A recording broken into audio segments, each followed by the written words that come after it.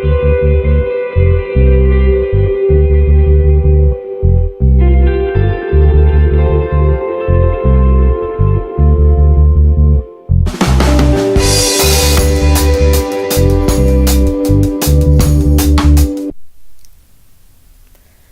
morning, evening, or afternoon.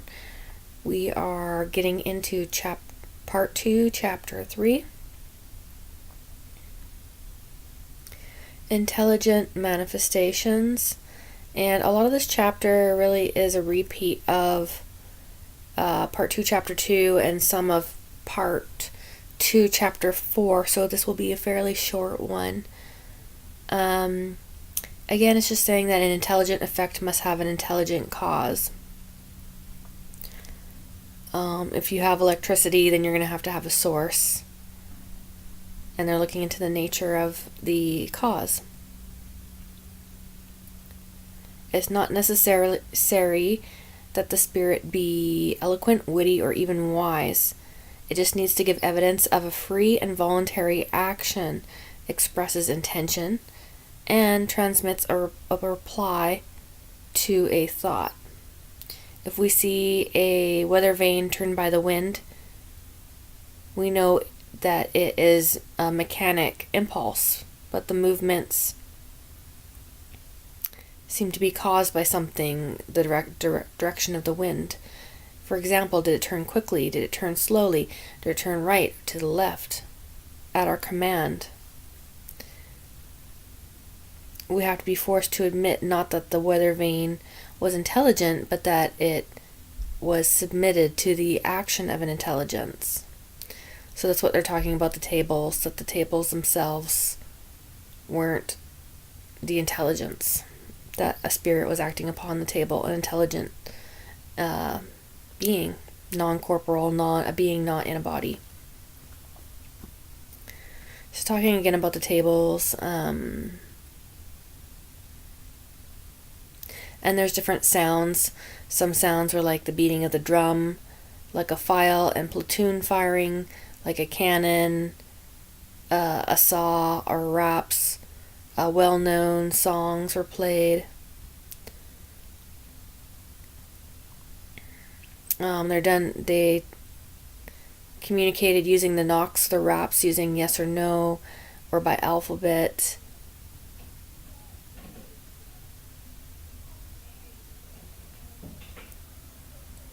And that tens of thousands of people in every country almost left no doubt to the reality and the intelligence of these communications.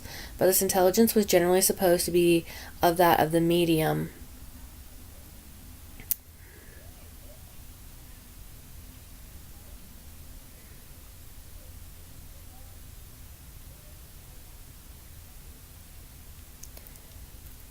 On board a ship of the Imperial French Navy stationed in Chinese water, every person on board took up the amusement of talking with tables.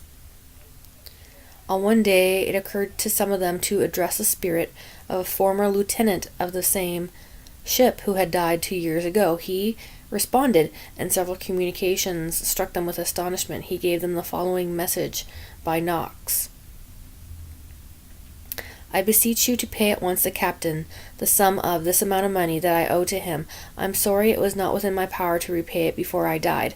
No one on board knew anything of the matter. The captain himself had forgotten the debt, and it was a very small one. But on looking in the account book, he found mention of a loan made to him by the lieutenant, the exact amount as stated by using the table.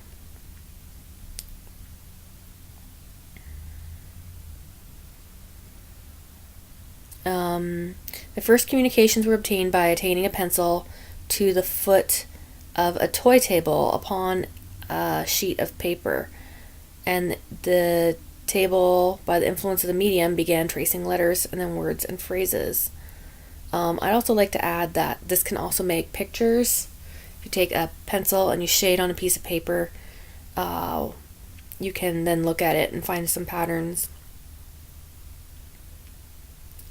This method was then simplified by making what they call light baskets, boxes made of cardboard and planchettes.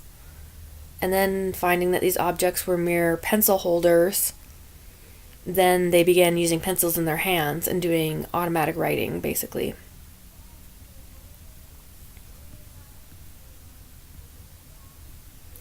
And then that brings us to chapter 4.